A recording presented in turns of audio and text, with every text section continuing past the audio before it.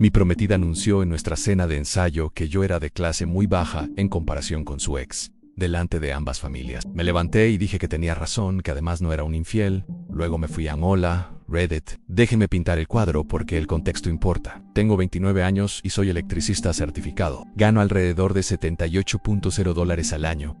Un sueldo sólido para un trabajo manual. Vivo en un apartamento decente. Tengo una camioneta que mantengo yo mismo y 0 deudas de tarjetas de crédito. Mis padres son gente de clase media. Mi papá lava 30 años con su pequeño negocio de plomería y mi mamá es administradora de oficina en una clínica dental. Trabajaron durísimo para pagarme la escuela técnica y yo les devolví cada dólar, porque así se hacen las cosas. Mi ex prometida, Tinsley, venía de un universo completamente distinto. Su familia tiene dinero. No de viajes bonitos, sino de membresías en clubes campestres, abogados familiares siempre disponibles y casa de vacaciones en Hilton Head. Su padre es dueño de una empresa de desarrollo inmobiliario comercial, con parques empresariales y centros comerciales en 3 estados. Su madre no ha trabajado ni un solo día en su vida, pero dirige la fundación privada de la familia, dedicada a iniciativas de reverdecimiento comunitario. Básicamente gente rica plantando árboles para la foto, mientras lo deducen de impuestos. Muy refinado, muy preocupados por los sistemas de raíces. Tinsley trabajaba como coordinadora de desarrollo en la fundación. Seamos honestos sobre cómo consiguió ese puesto. Nos conocimos hace 3 años por amigos en común en una fiesta. Ella era distinta. Entonces, la primera vez que conocí a sus padres, su mamá miró mi camioneta como si hubiera llegado en un contenedor de basura. No leyó nada. Solo frunció un poco la nariz y luego se lanzó a un monólogo de 20 minutos sobre la renovación del paisajismo de su casa en el lago. Estamos poniendo especies nativas, muy elegante, hay que entender los sistemas de raíces. Su papá hablaba de legado y de construir algo que perdure. A la gente rica le encantan las metáforas de plantas. Mientras tanto, yo soy el tipo que realmente construye y arregla cosas reales. Su papá me estrechó la mano y de inmediato me preguntó cuál era mi proyección a 5 años. Ni siquiera un gusto en conocerte. Fue directo a interrogar mi potencial profesional como si estuviera en una entrevista de trabajo. Esa primera cena en su casa fue básicamente un tutorial sobre cómo menospreciar a alguien sin ser técnicamente grosero. Su mamá me rellenaba la copa mientras comentaba lo refrescante que era conocer a alguien tan aterrizado. Esa palabra, aterrizado, la escucharía mucho durante los siguientes 3 años. Cada vez que no estaba de acuerdo con ellos o cuestionaba una decisión,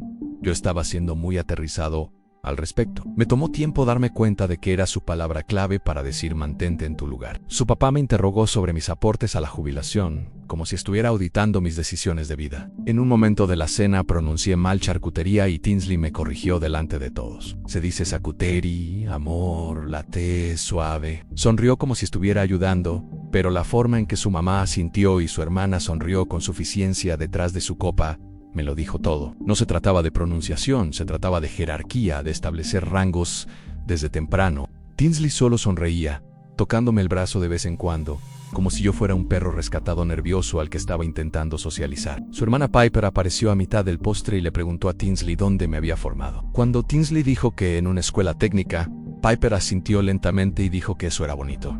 Muy práctico. Noté que el abogado de la familia también estaba allí. No para la cena, solo pasó a dejar unos papeles para su papá. Paróse ecuado. Tomó café and observó en cada evento familiar al que asistí durante los siguientes 3 años.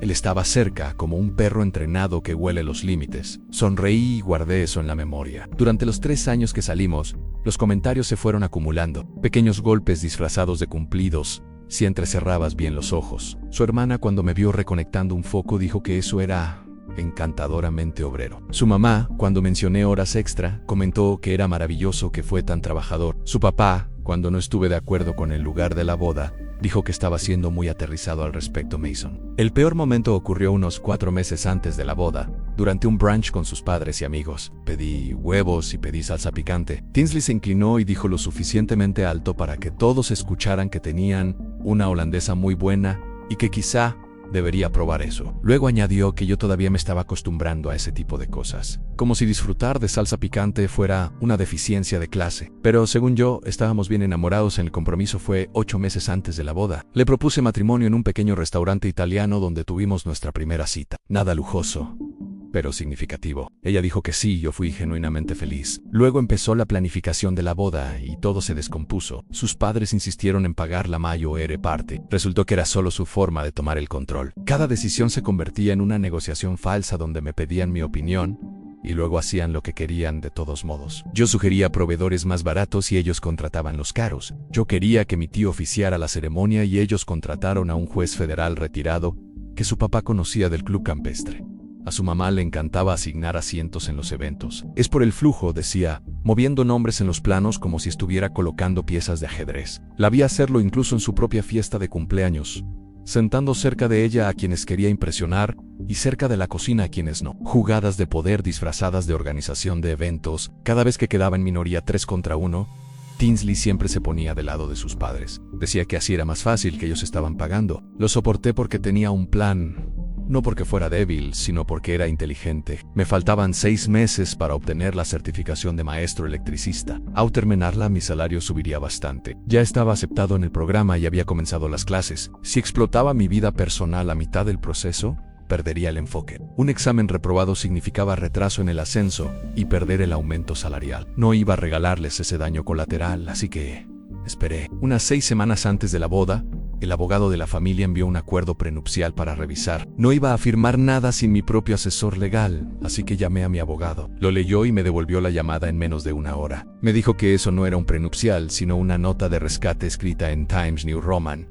Tenía una cláusula de conducta moral, otra de daño reputacional y un requisito de divulgación donde debía listar cualquier disputa civil previa, órdenes de restricción o desalojos. Estaban pidiendo mi suciedad. Si pedían divulgaciones, nosotros íbamos a verificar las de ellos. Revisamos los registros civiles públicos de toda la familia, no porque me importara su pasado, sino porque las familias ricas adoran encontrar suciedad y llamarlo preocupación. Quería saber qué esqueletos podrían usar contra mí antes de que lo intentaran. Apareció un caso vinculado a la antigua dirección universitaria de Tinsley. Estaba desestimado, sí, pero la demanda seguía en el registro en línea. Su compañera de cuarto, Chelsea, había demandado por alquiler impago y daños a la propiedad después de que Tinsley rompiera el contrato y se fuera antes de tiempo. El expediente mencionaba anexos de la ALF, pero no estaban disponibles en línea. Fuimos a la oficina del secretario judicial y sacamos el archivo físico. La declaración de Chelsea detallaba todo el desastre, con capturas de pantalla adjuntas como pruebas. Preston había estado engañando a Tinsley con Chelsea a sus espaldas. Cuando Tinsley se enteró, culpó a Chelsea, no a Preston. Aún así,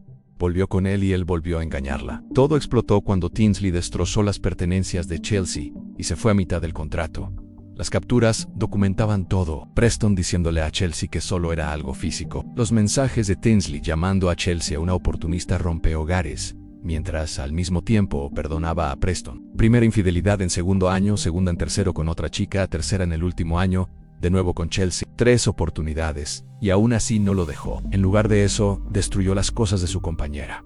Leí esos documentos 3 veces. Era el mismo tipo del que su familia todavía hablaba como si fuera el que se les escapó. El mismo tipo que, al parecer, estaba invitado a nuestra cena de ensayo. Guardé esa información durante 6 semanas. No dije nada. El pasado era pasado. Ella me había elegido a mí. A lo que hubiera ocurrido con Preston era historia antigua. Pero lo archivé como una póliza de seguro, por si a alguien se le ocurría ponerme a prueba. La cena de ensayo fue en Harrington's, un restaurante elegante que eligieron sus padres. Un salón privado, 40 invitados, más gente de su familia que de la mía. Su papá pagaba la cuenta y se encargó de recordárselo a todos aproximadamente 6 veces antes de que llegaran los aperitivos. Me senté en la mesa principal junto a Tinsley, luciendo como si perteneciera a una sala llena de personas que gastaban más en sus relojes de lo que yo ganaba en un mes. Mis padres estaban en la mesa de al lado. Mi papá llevaba el traje más elegante que tenía, y se veía incómodo. Se acomodaba el cuello como si la camisa estuviera tratando de estrangularlo. Mi mamá sonreía, pero con esa expresión tensa que pone cuando está rodeada de gente en la que no confía. Mi hermano Trent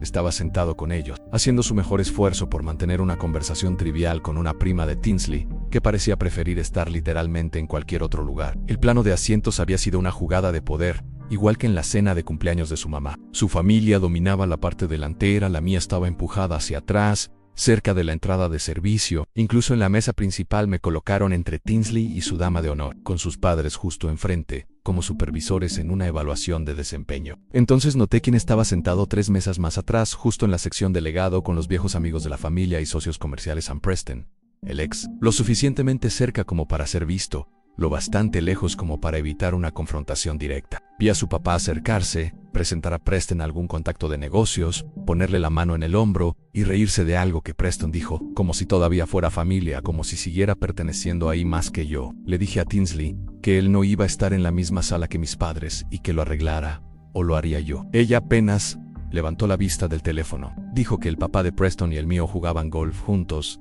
que eran viejos amigos de la familia y que habría sido raro no invitarlo, que simplemente lo ignorara. Le respondí que no estaba ignorando nada y que eso era un problema. Me dio unas palmaditas en el brazo y dijo que estaba exagerando, que estaba siendo muy aterrizado con eso. Ahí estaba otra vez esa palabra. Me excusé para ir al baño y de camino detuve a la organizadora de la boda. Le dije que mis padres estaban sentados atrás y que los moviera a la mesa 2. Empezó a objetar por el plano de asientos y le dije que lo hiciera o me iba antes del plato fuerte. Lo hizo luego. Le escribí a mi padrino, Cormarma. Le dije que si yo me levantaba durante la cena, él se levantaba conmigo, sin preguntas ni discusión. Me respondió en unos 30 segundos con un entendido. Envolví a la mesa. Tinsley ni siquiera notó que había estado fuera 7 minutos. Myra Preston me sostuvo la mirada y me hizo un pequeño gesto con la cabeza. No era amistoso, era condescendiente. Esa mirada que tienen algunos tipos cuando creen que ser altos cuenta como personalidad, como si estuviera evaluando al reemplazo y encontrándome insuficiente en mal movimiento. Yo ya sabía todo. Justo antes de que comenzaran los brindis, su padre se puso de pie con un sobremanila en la mano. Noté que el abogado de la familia estaba sentado 2 mesas más allá, no como invitado, sino como respaldo. El mismo tipo que apareció en aquella primera cena 3 años atrás, el mismo que siempre estaba cerca en cada evento familiar. Antes de que comencemos las celebraciones, anunció su padre: hay un pequeño asunto administrativo. Mason, nuestro abogado de familia, preparó un acuerdo prenupcial.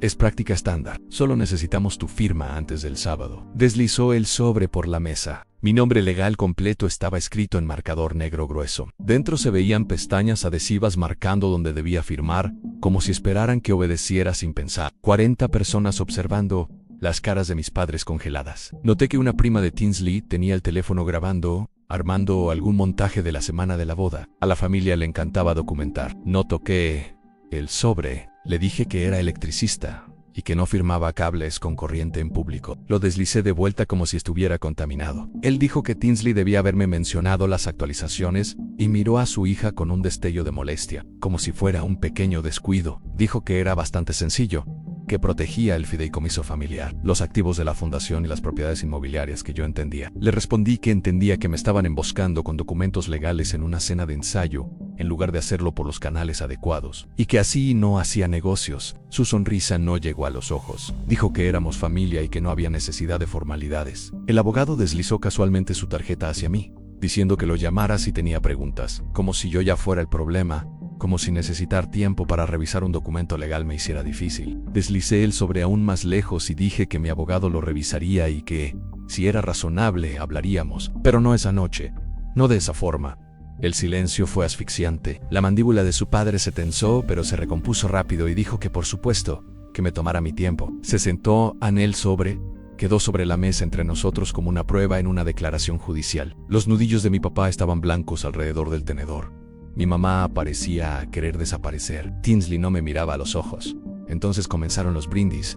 Su papá fue primero. Dio un discurso sobre darme la bienvenida a la familia, pero sonó más a términos y condiciones. Habló de oportunidades, de construir algo juntos, de raíces y legado. Nunca mencionó el amor. Era pura energía de fusión corporativa.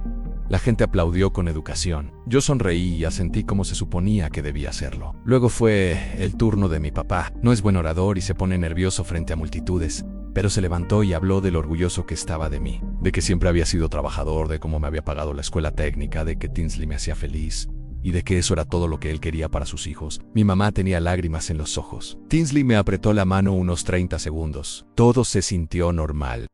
Entonces Tinsley se puso de pie. Se quedó un segundo mirando la sala como comprobando quién estaba observando, y empezó a contar la historia de cómo nos conocimos. Dijo que al principio no estaba segura de mí porque yo parecía demasiado simple, pero que me había dado una oportunidad y ahí estábamos. La gente rió en los momentos adecuados. Yo sonreí, pensando que era algo tierno, que estaba siendo autocrítica y cercana. Más temprano esa noche había hecho 2 comentarios más pequeños, uno sobre lo dulce que había sido que ayudara a los meseros a mover una mesa, otro sobre lo sincero que había sido el brindis de mi papá. Estaba probando el terreno, viendo si yo reaccionaba. No lo hice, así que escaló. Después entendí que ya no competía con Preston en lo romántico sino en lo social. El comentario de baja clase no era realmente sobre mí, era su forma de presumir ante su gente. Miren hasta dónde estoy dispuesta a bajar.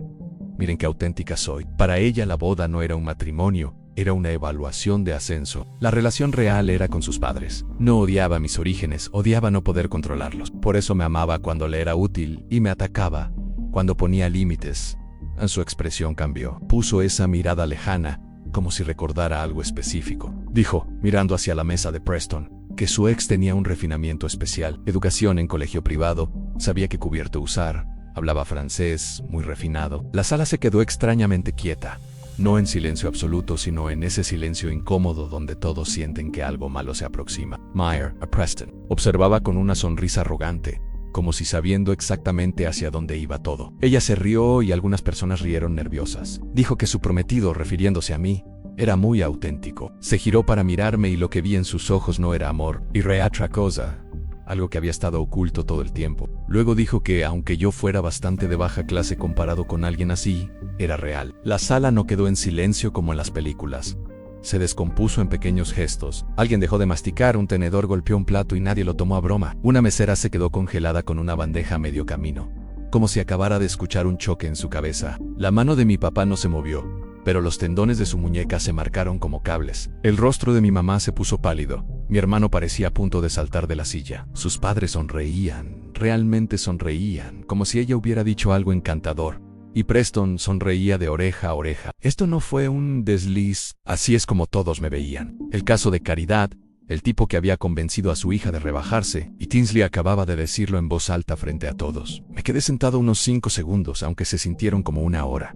Luego me levanté despacio, con cuidado. Tomé un sorbo de agua porque tenía la boca seca. Repetí baja clase y dejé que la palabra flotara. Dijo que tenía razón, que no era refinado. La sonrisa de Tinsley vaciló. Pensó que estaba de acuerdo, que iba a seguirle el juego como siempre. Entonces añadí que tampoco me acuesto con compañeras de cuarto. Registros públicos. Su rostro perdió el color. Su mamá soltó un grito ahogado. La sonrisa de su papá desapareció. Alguien al fondo de la sala dijo Dios mío. Lo dije lo suficientemente alto como para que se oyera. El rostro de Preston se tensó cuando su cerebro finalmente procesó lo que acababa de pasar. Fue corto, limpio, imposible de refutar, y dejaba claro que yo tenía más, si querían seguir. Dejé el vaso de agua sobre la mesa y dije que disfrutaran de sus cubiertos. Luego me giré hacia mis padres. Mamá, papá, vámonos. Salí de ese restaurante con toda mi familia y con Cormac. Justo detrás de mí no miré atrás. Podía escuchar a Tinsley gritando mi nombre, algo entre un alarido y un sollozo, pero seguí caminando. Atravesé el vestíbulo, pasé por el área de ballet y salí al estacionamiento, donde por fin el aire se sentía respirable. A través de la ventana del restaurante podía ver el caos desarrollándose dentro. La mamá de Tinsley abanicándose, su papá al teléfono, seguramente llamando a su abogado por costumbre, Tinsley paralizada en la mesa, Preston intentando irse sin llamar la atención y la prima de Tinsley todavía con el celular en alto, todavía grabando bien en que se quedaran todos cosiéndose en eso. Llegué a casa alrededor de las 10 de la noche. Me senté en el sofá unos 20 minutos en completo silencio. Mi teléfono estaba explotando, pero lo había puesto en silencio incluso antes de salir del estacionamiento. Luego me puse a trabajar. Llamé a la organizadora de la boda a las 11 de la noche. No contestó, así que dejé un mensaje de voz. Hola, habla Masonan. La boda está cancelada. Yo me encargo de las cancelaciones de mis proveedores. Por favor, envíame un desglose de lo que debo gracias a un profesional eficiente, sin emoción. Después le escribí a Cormac. La boda se cancela. Luego te explico. ¿Puedes avisar a los padrinos? Su respuesta llegó en unos 30 segundos. Santo cielo, ¿estás bien? ¿Quieres que vaya? Le dije que estaba bien y que hablábamos al día siguiente. Luego me fui a dormir. Dormí profundamente, lo cual me sorprendió. Pensé que me quedaría despierto toda la noche dándole vueltas a todo, pero me quedé dormido en minutos. Supongo que mi cerebro sabía que había tomado la decisión correcta. Desperté con 94 llamadas perdidas y alrededor de 180 mensajes. Hice café, me senté en la mesa de la cocina y empecé a revisarlos de forma metódica, como si estuviera ordenando correos de trabajo, totalmente desapegado. Tinsley había enviado 38 mensajes. Empezaban con amor, por favor llámame, y escalaban hasta estás exagerando y cómo pudiste humillarme así. La falta de autoconciencia era casi impresionante. Su madre había enviado 15 mensajes sobre cómo yo había arruinado la cena y les debía una disculpa. Al parecer, irme después de ser insultado públicamente era la verdadera ofensa. Su padre envió un solo mensaje. Necesitamos hablar de esto como adultos, llámame en traducción, necesito intimidarte para que obedezcas. Y esto funciona mejor por teléfono. Bloqueé el número de Tinsley, luego el de su mamá, luego el de su papá y después el de sus hermanas. Se sintió como extirpar tumores. La organizadora de la boda llamó a las 9 en punto. Dijo con cuidado que había recibido mi mensaje y que necesitaba confirmar que estaba cancelando el día antes de la boda. Le dije que era correcto. Hubo una pausa larga y luego empezó a darme el desglose de los proveedores. Hice las cuentas mientras hablaba. Iba a perder alrededor de $19,000. Dinero que había ahorrado durante 2 años y medio, regalos de cumpleaños, pagos por horas extra, cada dólar libre que encontraba. Pero esto es lo importante. Prefería perder $19,000 antes que pasar 50 años casado con alguien que pensaba que yo era inferior. Esa es la matemática que de verdad importa. Los anillos fueron todo un tema. Yo había comprado el anillo de compromiso, $5,800, en una joyería local. En medio del caos, Tinsley se lo quitó y lo dejó sobre la mesa. Trent regresó después de que llegamos al estacionamiento y lo tomó antes de que su familia pudiera reclamarlo. Esa misma tarde fui a la joyería esperando crédito en la tienda. El joyero dijo que podía ofrecerme el 60%, que el mercado estaba flojo y que las piezas personalizadas no se revendían bien. Dijo que lo había comprado 8 meses antes y lo estaba devolviendo 8 meses después, bajo circunstancias que sugerían que necesitaba el dinero rápido. Se encogió de hombros ante oferta y demanda. Más de $2,000 perdidos porque un tipo sabía que yo estaba desesperado. Acepté y no tenía otra opción. Luego vino el problema de la vivienda. En marzo le había dado aviso de 60 días a mi arrendador, porque se suponía que me mudaría al condominio de Tinsley después de la boda. Me quedaban unas 3 semanas de contrato. Lo llamé y le pregunté si había alguna posibilidad de revertir el aviso. Hubo una pausa larga. Me dijo que ojalá hubiera llamado el día anterior, porque la nueva pareja había firmado esa misma mañana. Terminé en un departamento más pequeño al otro lado de la ciudad. Mismo arrendador, otro edificio, peor ubicación. Instalaciones más viejas y más caro, porque era lo único disponible con tan poco aviso. Además, pago de trámite urgente y nuevo depósito de seguridad, porque el anterior ya estaba asignado a la transición. El departamento olía a cigarrillo de los inquilinos anteriores durante las primeras 3 semanas, y el agua caliente tardaba una eternidad en salir. Pero era mío, y nadie en ese edificio me miraba como si fuera un proyecto en el que estaban trabajando. Otros $2,000 que no había presupuestado. Y los golpes seguían llegando. Tinsley y yo habíamos abierto una cuenta conjunta 3 meses antes. Yo había puesto $18,000 y ella $6,000. Llamé al banco, retiré mis $18,000, dejé sus $6,000 y abrí una cuenta nueva en un banco completamente distinto. Cortland Alterserdaya. Su padre llamó desde un número que no reconocí y contesté. Dijo que necesitábamos hablar de las obligaciones financieras. Sin saludo, directo al negocio. Le respondí que yo me encargaría de mis proveedores y ellos de los suyos. Dijo que la mejora del lugar no era reembolsable, $22,000. La cancelación de la orquesta, $8,000. El fotógrafo, $6,500 porque ya había bloqueado la fecha.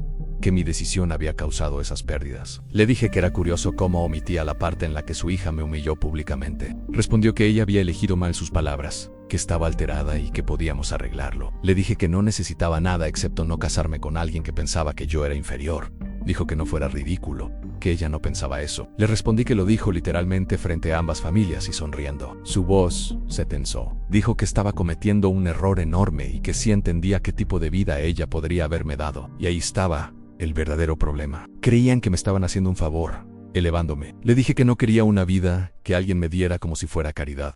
Quería una pareja y ella no lo era. Me dijo que les debía $36,500. Le respondí que me demandara si quería, que sería una deposición divertida.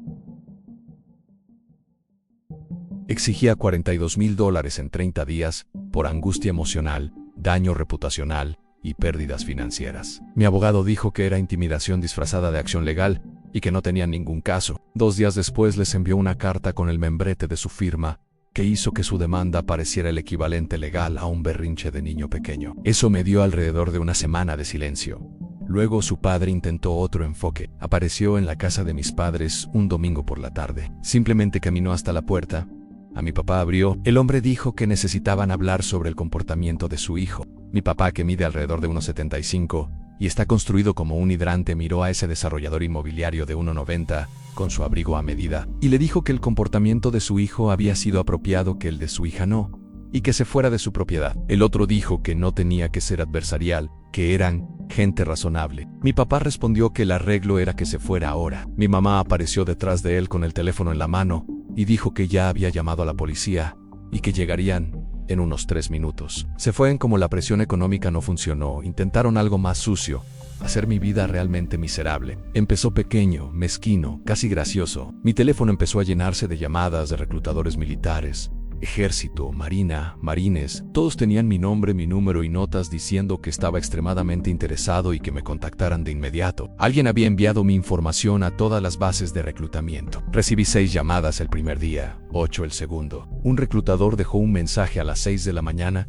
preguntando si estaba listo para servir a mi país. Tuve que llamar a cada rama para que me quitaran de las listas. Molestos y en criminal en el límite.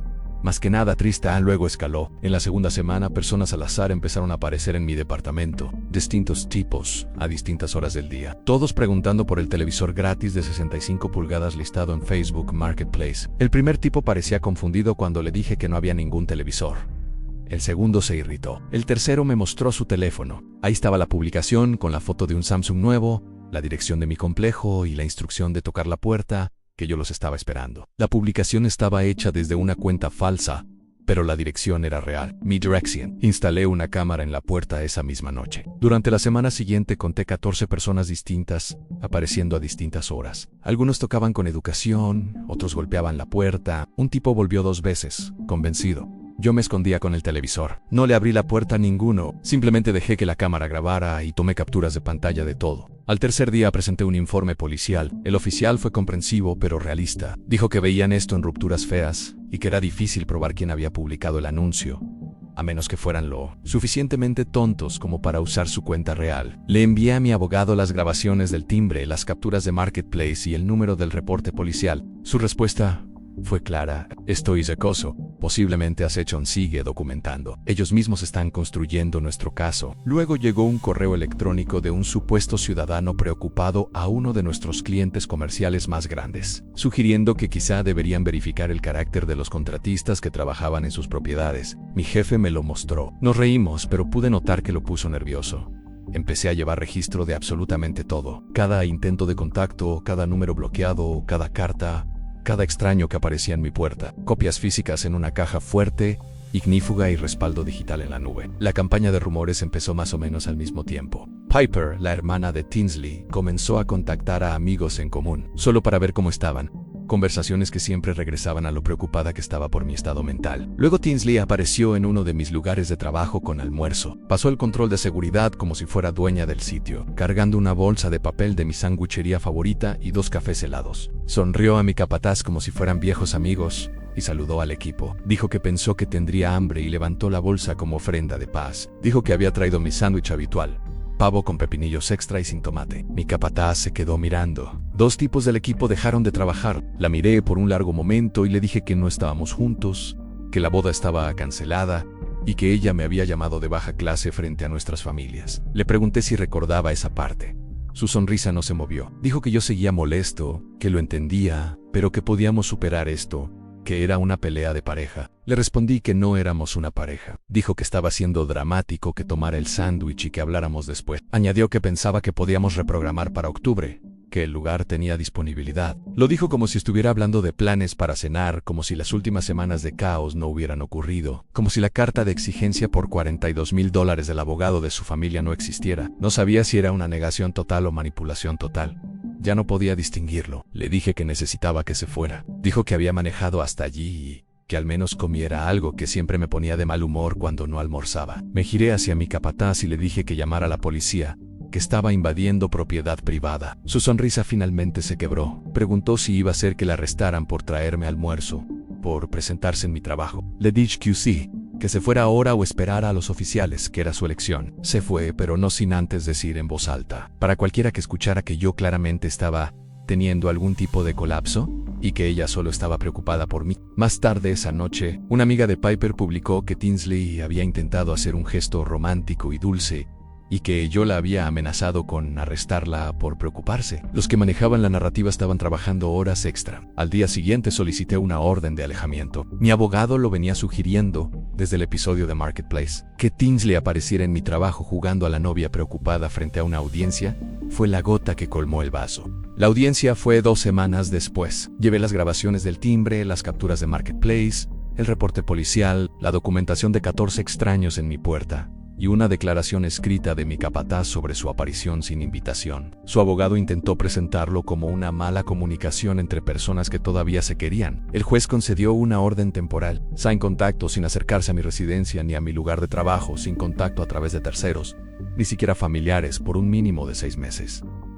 Tinsley lloró en la sala. Su abogado intentó consolarla, yo no sentí nada. De todos modos, guardé una captura de la orden. A esas alturas ya era memoria muscular. Sobre el video de la cena de ensayo, el montaje de la semana de la boda de la prima de Tinsley capturó todo. Mi frase, el silencio atónito, el caos posterior. Se suponía que debía quedarse en el grupo familiar. Pero los seres humanos tienen el autocontrol de un niño pequeño con tijera. En 3 días ya circulaba por el club campestre. En la segunda semana alguien lo publicó en un subreddit de drama de relaciones. Gente rica documentando accidentalmente su propio desastre. En la sexta semana se fueron a lo nuclear. Un notificador judicial apareció con una demanda. Su padre me demandaba por $67,000 por daños. Infligir intencionalmente angustia emocional, incumplimiento de contrato implícito e interferencia ilícita con relaciones familiares. Llamé a mi abogado y le pregunté si podían ganar. Me dijo que no, que estaban intentando enterrarme en gastos legales hasta que aceptara un acuerdo. Me dijo que necesitábamos un anticipo de $3,500. Eso se llevó casi todo lo que me quedaba. Tuve que aplazar el examen de maestro electricista que ya había pagado. La próxima fecha disponible era 5 meses después. Le dije que siguiera adelante y que agregara todo. El anuncio falso de Marketplace, el doxing, las grabaciones del timbre, la orden de alejamiento, su aparición en mi trabajo. Todo. Mi abogado sonrió y dijo que esperaba que dijera eso. 3 semanas después presentó una moción para desestimar y una moción para sanciones. 27 páginas mostrando un patrón de acoso. El anuncio falso, 14 desconocidos en la cámara del timbre, la transcripción de la audiencia de la orden de alejamiento. Una línea de tiempo que hacía que su comportamiento se viera exactamente como era, acecho coordinado. El juez no compró la defensa de la contraparte de que era comprensiblemente emocional. Es difícil llamarlo un incidente aislado cuando hay evidencia en video de hombres desconocidos golpeando la puerta de alguien a las 11 de la noche exigiendo un televisor que no existe. 2 días antes de la audiencia de sanciones, su abogado retiró el caso sin perjuicio, lenguaje legal para decir que querían volver más adelante si les daba la gana. Mi abogado le dijo al juez que no habíamos terminado, que no se podía usar el sistema judicial como un beneficio de membresía de club campestre y marcharse limpio. El juez estuvo de acuerdo, concedió sanciones parciales. Su padre fue ordenado a pagar $6,200 para cubrir parte de mis honorarios, no cubrió todo. Aún perdí unos $2,000, pero ese no era el punto. Lo que importó más que el dinero fue el comentario del juez en la orden. El tribunal no es una herramienta de presión personal para partes con recursos de sobra. Esa orden se convirtió en registro público y empezó a aparecer cuando la gente buscaba el nombre de su padre junto a sus negocios. Ese es el tipo de consecuencia que los círculos ricos realmente temen. No la moral, sino los resultados de búsqueda. 7 meses después estaba bien. No excelente, pero bien. El trabajo era estable. El tema del correo al cliente se disipó cuando mi jefe entendió que era drama personal y no una preocupación real. El examen de maestro electricista que había aplazado finalmente, lo presenté en el 7º mes y lo aprobé. El aumento me llevó a $86,000 al año. Había empezado a salir con alguien, se llamaba Renata y la conocí en la fiesta de cumpleaños de un amigo. Cuando le dije que era electricista, dijo que eso era genial, que su papá era plomero. Sin gesto raro, sin comentarios condescendientes, solo conversación normal. Cuando mencioné que arreglo mi propio auto, me preguntó si podía enseñarle a cambiar su propio aceite. En la tercera cita lo hicimos en el estacionamiento de mi edificio. Se manchó los jeans de grasa y se rió. En la cuarta cita le conté toda la historia. Su respuesta fue que mi ex sonaba agotadora y que su familia parecía gente que había alcanzado su mejor momento en el colegio. Sin juegos, sin juicios ocultos, sin corregir mi pronunciación anormal. En cuanto a la familia de Tinsley, las consecuencias fueron más difíciles de ver, pero existieron. Las sanciones judiciales eran de dominio público. Algunas personas de su círculo se dieron cuenta. El video había circulado y los chismes del club campestre se mueven rápido cuando hay drama real. La fundación de su padre celebró su gala anual unos 3 meses después, y según se dijo, la asistencia fue más baja de lo habitual. Tal vez coincidencia, tal vez algunos donantes no querían ser fotografiados junto al tipo del... El tribunal no es una herramienta de presión personal. Escuché que a Piper le llamaron la atención en su empresa por las llamadas a mi empleador, aunque no pude confirmarlo. Alguien me dijo que la fundación perdió un donante importante. Algo sobre una mujer en la cena de ensayo que lo mencionó a su esposo que estaba en la junta de otra organización sin fines de lucro con la mamá de Tinsley. La última vez que vi a su padre fue unos 8 meses después de la cena de ensayo. Yo estaba en la oficina del registro del condado, recogiendo permisos para un trabajo. Salí del edificio y casi choqué directamente con él. Venía saliendo de la oficina de apelaciones de zonificación. Había escuchado que su gran desarrollo de uso mixto, el proyecto legado, estaba teniendo retrasos serios, problemas de permisos y financiación. Un socio del proyecto había planteado preocupaciones reputacionales tras hacer una diligencia básica, de esas que implican escribir el nombre de alguien en Google. Si los resultados de las sanciones judiciales tuvieron algo que ver, no lo sé. A los ricos tienen tratos complicados, puede estar relacionado o no. En cualquier caso, no era mi problema. Ambos nos quedamos quietos. Él se veía cansado, mayo ere, el abrigo a medida colgándole, la confianza de sala de juntas apagada. Dio minoba, yo digis no. Una mujer pasó entre nosotros con una pila de carpetas. Dijo que esto no tenía que haber llegado tan lejos. Casi me reí. No tenía que haber llegado tan lejos. Abrió la boca como si quisiera decir algo más. Luego sacudió la cabeza y pasó a mi lado Ann. Eso fue todo. Sin gran discurso, sin frase final devastadora. Solo dos hombres que casi terminan emparentados. De pie, sin nada que decir. Me quedé allí un minuto, viéndolo alejarse. Se subió a su auto, todavía un Mercedes, todavía caro, todavía esforzándose demasiado, y se fue sin mirar atrás. Yo me subí a mi camioneta y me fui a trabajar. Tenía un empleo por la mañana, una nueva novia que no se inmutaba con la salsa picante y una vida que era realmente mía. Eso fue suficiente cierre para mí.